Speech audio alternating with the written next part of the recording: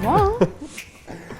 Bonjour et bienvenue dans le Buzz TV de TV Magazine, ravi de vous retrouver pour ce nouveau numéro du Buzz TV. Nous sommes vendredi, le week-end approche et on vous a gardé une petite cerise sur le gâteau pour finir la semaine, car notre invité du jour, vous allez le voir, cette magnifique jeune femme de 28 ans à qui vous ne parviendrez jamais à coller une étiquette sur le front. Elle a été tour à tour candidate de télé-réalité, chroniqueuse, animatrice, comédienne à la télévision, au théâtre, sur le web ou même écrivain. Également, cette ancienne camarade de jeu de Cyril Hanouna nous prouve qu'à chaque instant, son talent peut se conjuguer au pluriel et si elle s'arrête sur ce plateau ce matin, c'est parce qu'elle va signer un grand retour sur C8, non pas à la tête d'une émission bien sûr, mais dans une pièce de théâtre qui va vous faire sourire pendant toute une soirée. Bonjour Capucine Anna. Bonjour. Merci de nous rendre visite. J'adore vos présentations, j'ai l'impression d'être un couteau suisse, la meuf a tout fait. Absolument.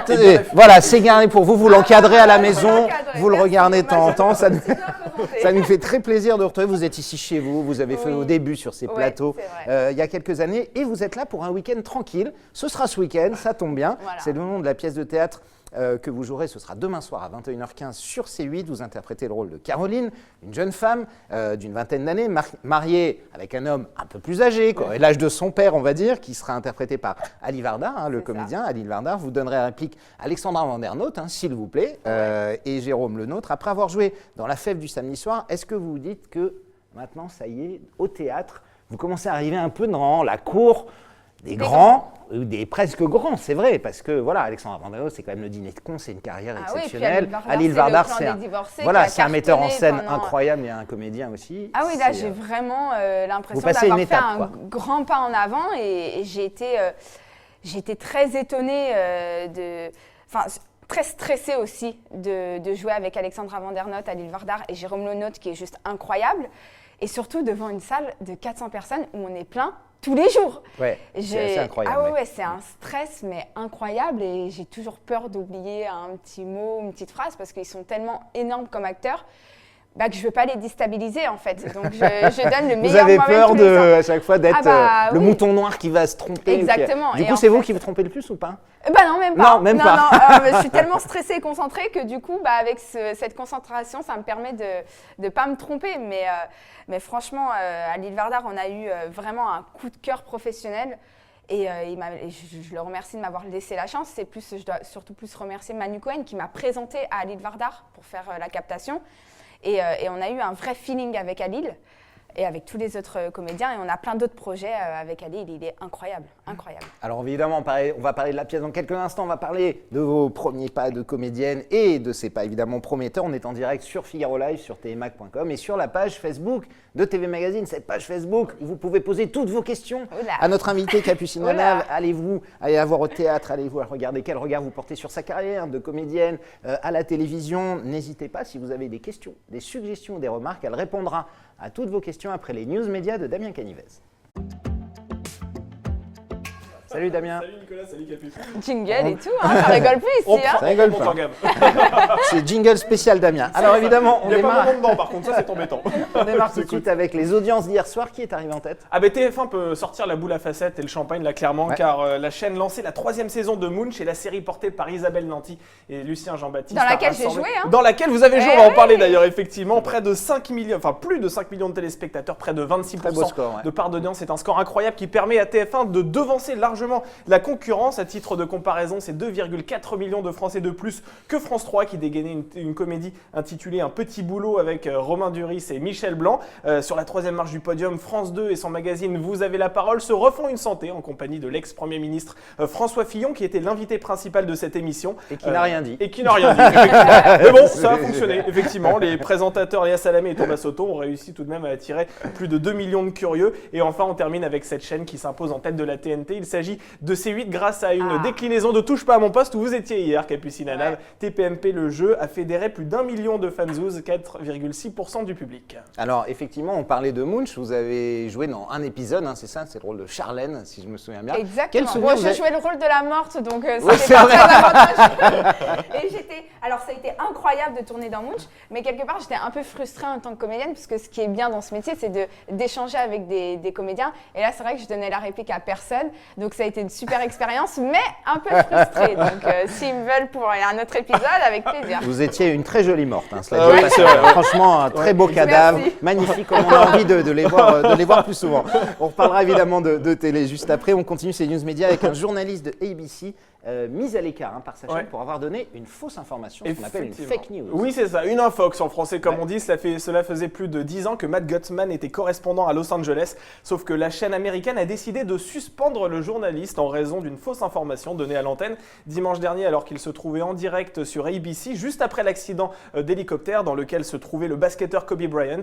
Matt Gutman a déclaré que les 4 enfants du joueur des Lakers étaient dans l'appareil et avaient donc trouvé la mort. Quelques heures après cette intervention, le reporter a reconnu son erreur et a tenu à présenter ses excuses, sauf que la chaîne ne lui a pas pardonné. La communication exacte des faits est la pierre angulaire du journalisme, en tout cas de notre journalisme. C'est ce que le porte-parole de la chaîne a déclaré à travers un communiqué pour justifier sa mise à l'écart. Absolument. Et c'est vrai que si en France ils faisaient ça, il n'y aurait plus aucun journaliste. C'est vrai que vous croyez à ce point-là? À part vous deux. Oh, c'est gentil. Non, vous trouvez qu'il y a beaucoup de fake news, on le voit, il y a une défiance incroyable des gens envers les journalistes depuis les gilets jaunes et tout. C'est pas qu'il y a de la fake news, c'est que j'ai l'impression qu'ils donnent leur avis avant leurs informations avant de vérifier. Et le travail d'un journaliste, c'est de vérifier et ensuite de commenter. Et là, ils font d'abord commenter et ensuite ils vérifient. Donc après, je suis pas journaliste, mais il me semble que les codes du journalisme, c'est ça, non? Absolument. Bon, voilà. Non, c'est vrai. Mais est-ce qu'aujourd'hui, c'est vrai que la course à la vitesse, notamment avec les réseaux sociaux, réseaux sociaux, pousse les journalistes. Et là, on parle bien d'un journaliste, c'est pas sur un réseau social, c'est sur une chaîne ABC qui est une des plus grandes chaînes américaines. Oui, mais forcément, ils veulent être. J'ai l'impression qu'aujourd'hui, c'est le premier qui va donner l'information. Du coup, ça va être le premier repris, ça va être le premier qui va faire le plus de clics. Et l'important, c'est pas le nombre de clics, c'est de donner une bonne information qui est juste. Et on rappelle que la news de la mort de Kobe Bryant a été donnée par un site internet, un TMZ, qui est le site aujourd'hui donne quasiment toutes les infos en exclusivité. On termine, Damien, avec Jean-Pierre Pernaut. C'est surprenant, il a décidé de se livrer sans langue de bois. Il a tout dit, effectivement. Alors, si vous avez suivi le Buzz TV hier avec Alessandra Sublet, vous savez que TF1 diffuse ce soir sa nouvelle émission intitulée Star à nu. C'est un programme, on le rappelle, où des personnalités, hommes et femmes, vont s'effeuiller au cours d'un grand spectacle. Qu'on m'a proposé. Qu'on vous a proposé. Et vous n'y avez pas participé. Je suis trop pudique. Ah, quel dommage, quel dommage. Vous vouliez pas enlever le haut devant 1200 personnes? Non. Je veux bien faire des dons pour une association sans forcément me mettre toute nue. Après, attention, c'est flouté, on voit pas. C'est vrai qu'on va rappeler le concept. Non, mais vous êtes, les gens du public voyaient en tout cas. Oui, c'est vrai qu'effectivement, il y avait quand même 1200 personnes au Lido qui pouvaient effectivement voir les parties génitales des personnes qui s'effeuillaient. Effectivement, on va rappeler le concept, c'est des personnalités qui s'effeuillent au cours d'un grand spectacle afin d'expliquer aux téléspectateurs qu'il est important de se déshabiller devant son médecin afin qu'il puisse détecter 3 cancers, le cancer du testicule, le cancer de la prostate et également le cancer du sein. Et à défaut de participer à ce striptease géant, le présentateur du journal télévisé de 13h de TF1, Jean-Pierre Pernaut, donc, a témoigné dans cette émission. Il a, on le rappelle, été soigné à l'automne 2018 pour un cancer de la prostate. Et dans un extrait rendu public par TF1, il se confie, mais alors, sans langue de bois, vous allez le voir, sur la maladie et son séjour à l'hôpital. C'est un peu compliqué parce qu'on a une sonde urinaire pendant une semaine ou deux. Ce n'est pas agréable et puis ce n'est pas une honte de se balader avec une couche culotte quelques semaines ou quelques mois. Vous voyez que c'est vraiment sans détour. Et un peu plus tard, au cours de ce récit, il a également livré qu'il avait eu ce qu'il appelle des petits problèmes de couple liés à une dysfonction érectile. Donc c'est vraiment un entretien très fort. Absolument, oui. Jean-Pierre Pernaut, on avait parlé, franchement, évidemment, il était absent du 13h, les gens s'inquiétaient. Il a dit voilà, j'ai un cancer, je suis en train de me faire soigner. Est-ce que aujourd'hui. Grandi avec Jean-Pierre Pernaut, quoi. Je me suis dit, mais qu'est-ce comme nous tous. Moi, j'adore sa femme. Et je pense qu'elle est vraiment présente pour lui. Et grâce à elle aussi, il peut se permettre d'être un peu plus absent, tout ça. C'est important justement de pouvoir parler, mettre des mots sur la maladie. Vous avez dit, vous avez refusé l'émission parce qu'il y avait effectivement ce côté de dénudage et de striptease, mais j'imagine que c'est très important ce genre d'émission d'en parler, de parler de la maladie, de mettre des mots dessus et de le faire publiquement. Surtout Jean-Pierre Pernaut en plus, il peut se permettre. Il a une carrière incroyable derrière lui et c'est vrai qu'il y en a beaucoup qui disent oui, mais une star, ça doit quand même rester discret sur sa vie privée. Non, je pense que Jean-Pierre Pernaut, il peut en parler, et puis si ça lui fait du bien. Moi, j'ai écrit un livre, ça a été comme une thérapie, donc si ça lui fait du bien d'en parler, je vois pas où est le problème. Est-ce qu'aujourd'hui, avec tous les réseaux sociaux, les fuites possibles, vaut mieux carrément prendre les devants et dire si par exemple, vous demain, vous étiez malade, vous dites que les gens trouveront forcément ce que vous avez. Il vaut peut-être mieux le dire vous-même, c'est ça? Avec ses propres mots, on n'est jamais mieux servi que par soi-même. C'est vrai, c'est pas faux. Damien, c'est fini aujourd'hui. Vous avez quelque chose à nous servir encore? Oh, j'ai un petit rhume, mais je crois que vous avez demandé si Oula, le coronavirus. Ah non, pas de coronavirus ici, c'est la base. Merci pour ces news, Damien. Évidemment, on retrouvera d'autres news dès lundi matin. Tout de suite, place à la grande interview du Buzz et toutes vos questions avec notre invité Capucine Anav.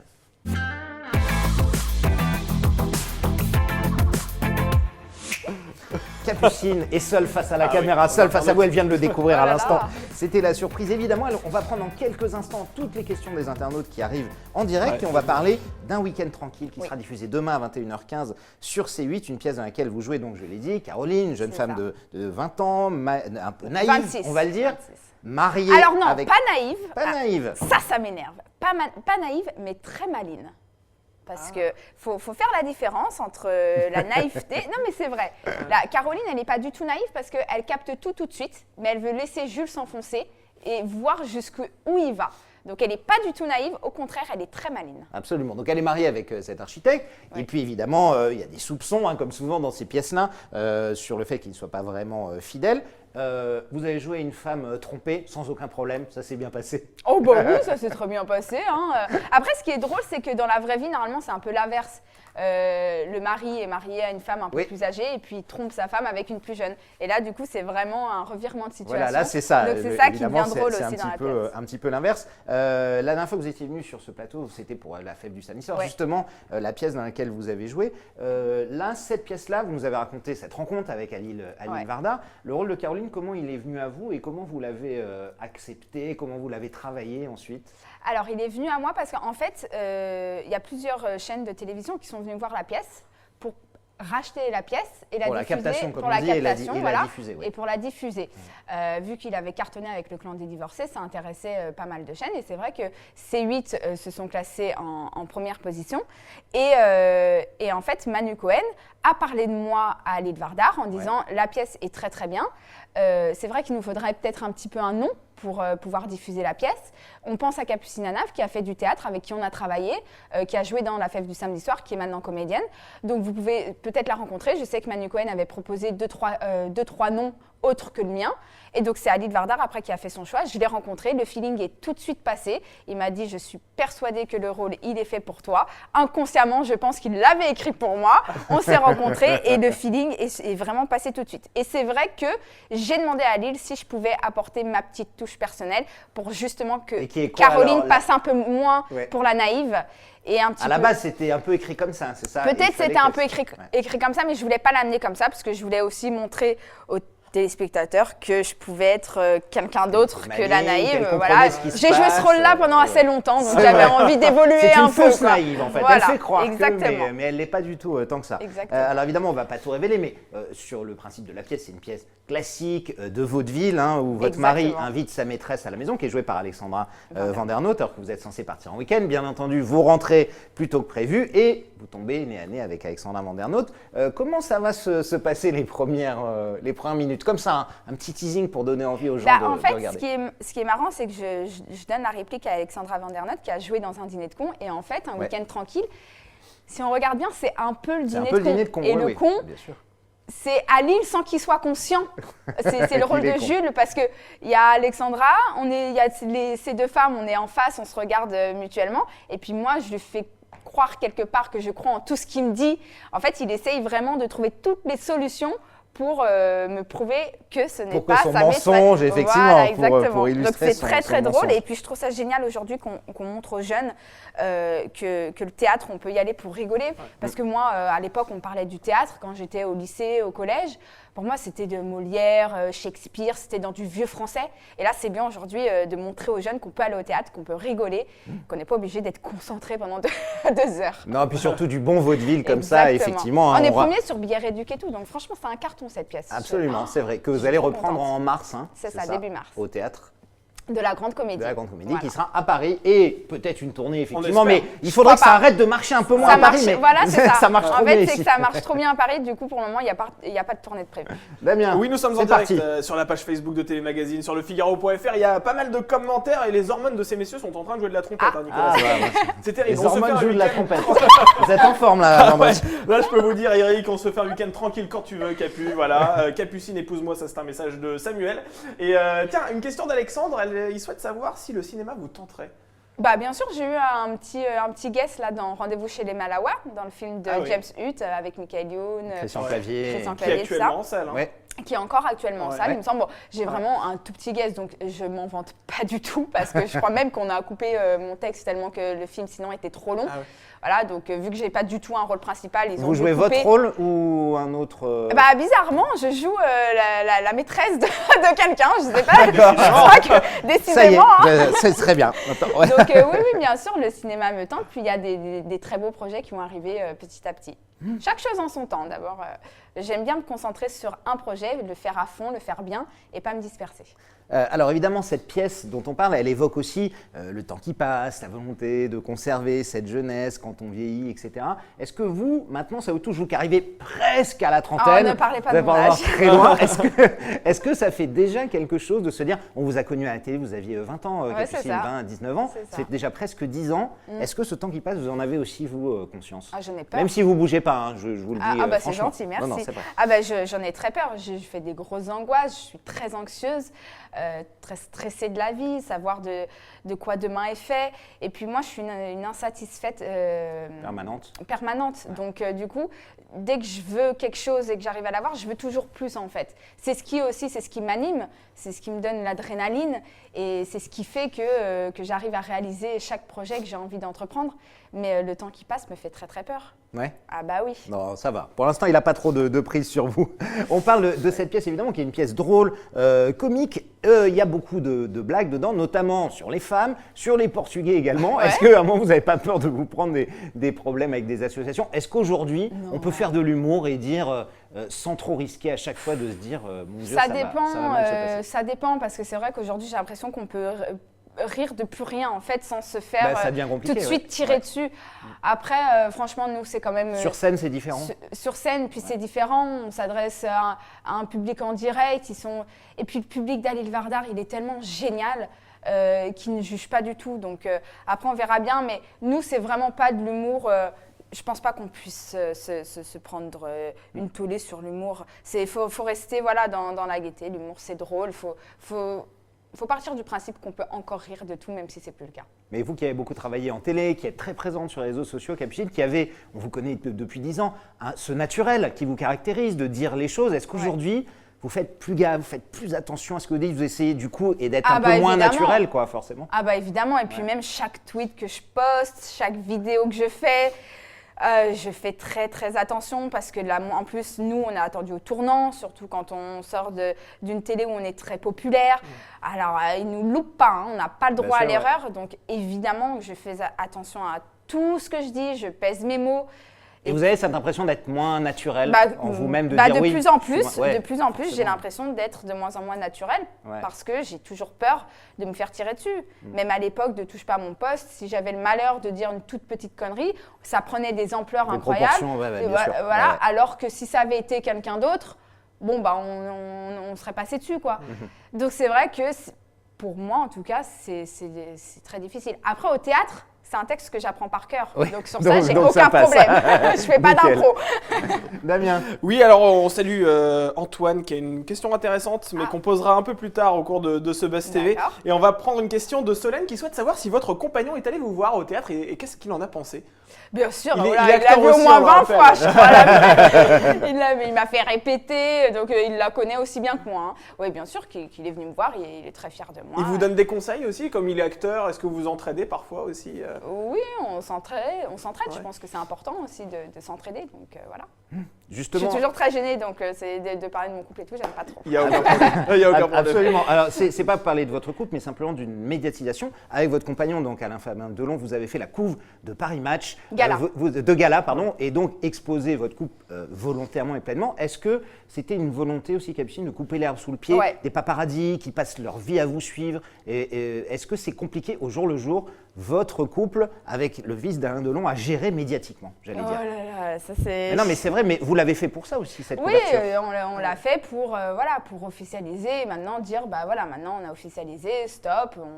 Et depuis, c'est moins, vous êtes moins suivi par les paparazzis, etc. C'est moins compliqué. On a un peu moins suivi, un petit peu plus respecté. Et puis au moins, c'était aussi de l'attente de certaines personnes qui nous suivent depuis longtemps. Voilà, on a voulu leur faire le dire clairement. Et puis au moins, c'est fait. Et maintenant, chacun avance. Il a ses projets, j'ai les miens. Et voilà, on fait vraiment la part des choses entre le personnel et le professionnel. Alors évidemment, les téléspectateurs n'ont pas manqué de remarquer que la pièce arrive sur C8, vous l'avez dit tout à l'heure, beaucoup de chaînes étaient intéressées. C'est C8 qui l'a décroché. Cette chaîne où vous avez évidemment toute une histoire, vous étiez chroniqueuse dans TPMP. Pourquoi est-ce qu'il y a un vrai lien avec C8, avec cette chaîne que vous aimez et est-ce qu'il y a une possibilité de vous revoir sur C8 dans une case ou dans une autre, peu importe, mais vous n'avez jamais fermé la porte à cette chaîne? J'ai jamais fermé la porte à personne. C'est vrai que je suis assez ouverte, j'ai aucun problème avec personne, je suis en dispute avec personne. C'est vrai que c'est C8 qui va diffuser la pièce. Quelque part, tant mieux, parce que c'est une chaîne que je connais, une chaîne où je suis à l'aise, puisque j'ai évolué avec cette chaîne.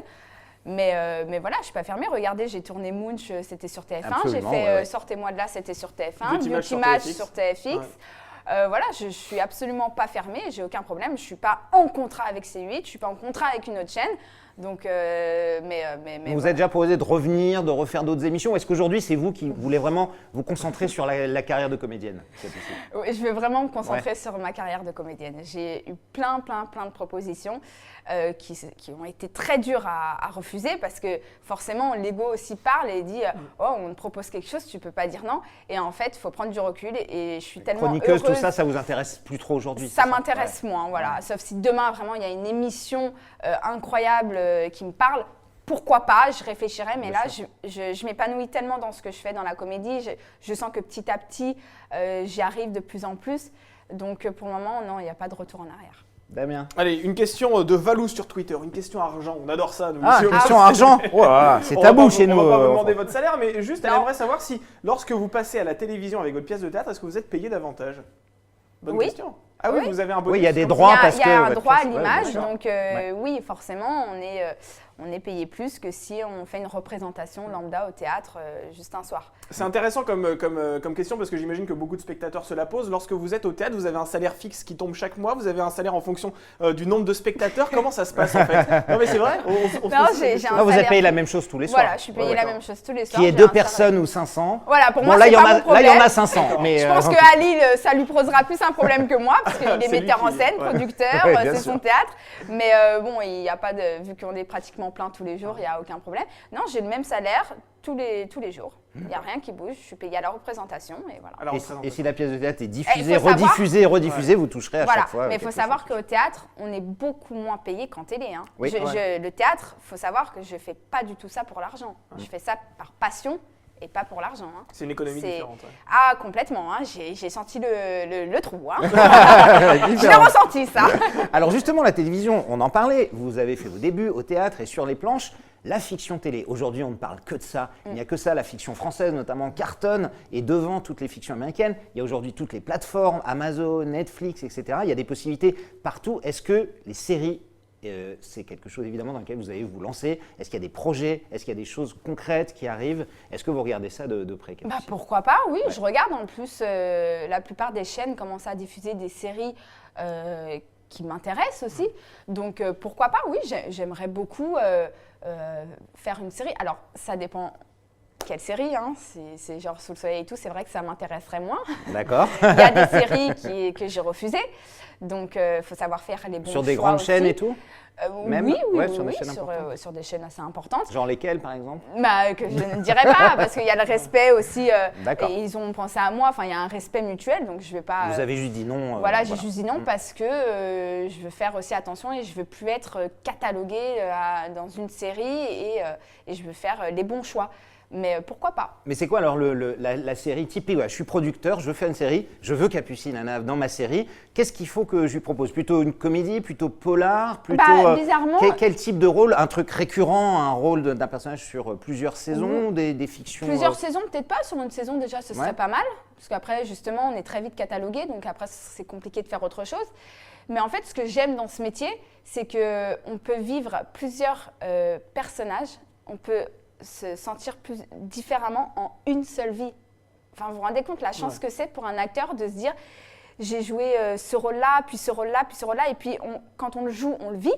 Donc c'est comme si on avait vécu plein de vies en une seule.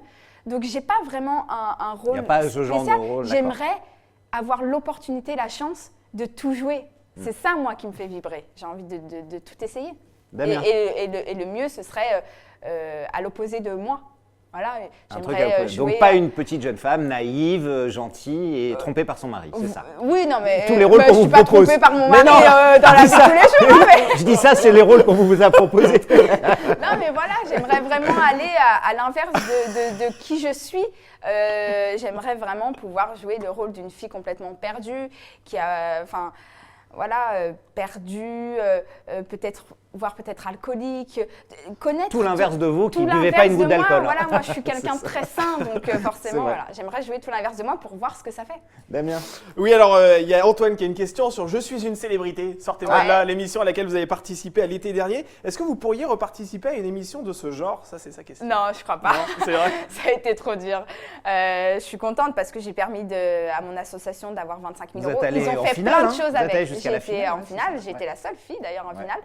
Je suis arrivée 3e en plus. Ouais, donc, je suis très contente d'avoir apporté 25 000 euros à mon association Sourire d'enfants qui ont pu faire plein de choses avec ces 25 000 euros. Ça, c'est génial. En revanche, j'ai vraiment galéré. Donc, je suis pas sûre. En tout cas, c'est pas demain la veille que je repartirai faire ce genre d'émission. Ça, c'est sûr. Est-ce que, l'émission n'a pas été un très très grand succès? Je ne suis pas sûre que TF1… Pour l'été, ça a quand même bien marché. Pour un prime de TF1, absolument. Mais est-ce que ce genre d'émission-là, c'est complètement fini? Ou est-ce que vous pourriez accepter un challenge plus important, comme Danse avec les stars, par exemple, ou ce genre d'émission-là, plus facilement que Je suis une célébrité, sortez-moi de là. Par exemple, on sait que Danse avec les stars, vous avez fait plusieurs fois le casting, que vous avez failli intégrer le casting à plusieurs reprises. Mais après, aujourd'hui, je ne sais pas, tout dépend aussi de mon emploi du temps. C'est sûr que si à côté, j'ai un tournage ou une série, là, il y a des très belles choses qui arrivent. Et Danser avec les stars, ça prend du temps, il faut le dire. Pourquoi pas même au cinéma? C'est vrai que je ferais passer ça en priorité. Après, moi, je suis fermée à aucune proposition. On peut discuter et puis après, je prendrai ma décision. Absolument. Vous nous appelez, évidemment. Nous faisons le relais pour Capucine. On passe tout de suite à notre rubrique sucré-salé pour terminer ce buzz. Sucré-salé, vous allez voir, je vous fais 2 propositions. C'est comme dans la vie, vous connaissez, vous l'avez déjà fait. Et on en a déjà parlé. Il faut n'en retenir qu'une seule si je vous dis aujourd'hui théâtre ou télévision. Télévision série, ou télévision chronique. Comme ça, non, s'il y a quelque chose que vous pourriez garder, une seule chose que vous aimeriez faire. Je dirais l'acting. Acting, c'est que acting ce soit ou au théâtre. Oui, voilà. Non, là, c'était plutôt le support, théâtre ou télévision. Mais, alors, peut-être télévision. Parce que télévision. J'aime bien jouer avec les caméras aussi, c'est ce qui me fait vibrer. Secret Story ou Les Anges, plutôt, s'il fallait en retenir qu'un. Aucun des deux. Aucun? Vous assumez plus les deux? Non, si, j'assume, parce que si je vous parle, c'est aussi grâce à ça. Donc, j'assume, mais j'en garde pas… ni de l'un ni de l'autre. J'ai l'impression de ne pas me reconnaître, en fait. C'était une autre Capucine il y a très longtemps. Je me sentirais incapable aujourd'hui de refaire ce genre d'émission. Mais incapable. C'est pour ça que j'admire ceux qui le font aujourd'hui. Moi, je me demande comment j'ai fait, en fait. Non, mais vraiment, être filmé au quotidien, même moi, aujourd'hui, je vois les réseaux sociaux, il y en a plein qui sont hyper à l'aise à se filmer dans leur quotidien. C'est quelque chose que j'ai fait et je me rends compte que j'arrive plus à le faire. Donc, je prends mon snap souvent pour me filmer et tout, mais je suis quand même assez pudique. Et je me rends compte que peut-être que c'est. Vous aviez 18 ans aussi, donc c'était une autre vie. 20 ans, c'était une autre époque aussi, la télé-réalité. C'était une autre époque, c'était encore un monde très naïf, un peu, vraiment en réalité. Aujourd'hui, c'est différent. Alors, Halil Vardar ou Alexandra Vandernoot? Halil Vardar. Quand même, et puis c'est le patron. Il vaut mieux. Alors, très bien. Cyril Hanouna ou Christophe de Chavannes? Cyril Hanouna. Ouais. J'ai travaillé avec lui pendant 1 an. Il m'a quand même donné mon prime. Quand je suis partie de Touche pas à mon poste, il m'a fait animer mon émission eSport European League. Il est toujours accueillant quand je viens le voir. Christophe, au final, je ne le connais pas tant que ça. Oui, vous l'avez côtoyé le temps juste d'une émission. Absolument. Comédienne ou animatrice? Comédienne. Je pense qu'on a, ça y est, c'est comédienne maintenant. C'est comme ça. Et on recevra Capucine à chaque fois qu'il y aura un truc de comédie. On sera ravis. Merci beaucoup, Capucine, d'être passée nous voir. Je rappelle que vous jouez dans la pièce de théâtre intitulée Un week-end tranquille. Ce sera diffusé sur C8 demain soir, samedi. Une bonne soirée en famille. On se met devant la télé. On se décontracte et on regarde évidemment cette pièce à 21h15. Merci beaucoup d'avoir accepté notre invitation en tout cas. Et Damien, nous on se retrouvera pas demain, c'est le week-end. On va se reposer un peu. Et on se retrouve lundi? Oui, on se retrouve lundi. Ça tombe bien, vous avez parlé des anges de la télé-réalité. On va recevoir 2 candidats qui vont participer à cette émission sur Énergie 2. C'est pas vrai. Ouais, vous savez, on se fait plaisir de temps en temps. C'est votre émission préférée. Exactement, je regarde tout le temps. Il s'agit de Sarah et Jonathan, donc qui viendront nous parler de cette nouvelle saison sur ce plateau. Et non pas David et Jonathan. Confond pas évidemment. Sarah et Jonathan, ce sera dès lundi. Passez un excellent week-end. On se retrouve lundi pour un nouveau Buzz TV.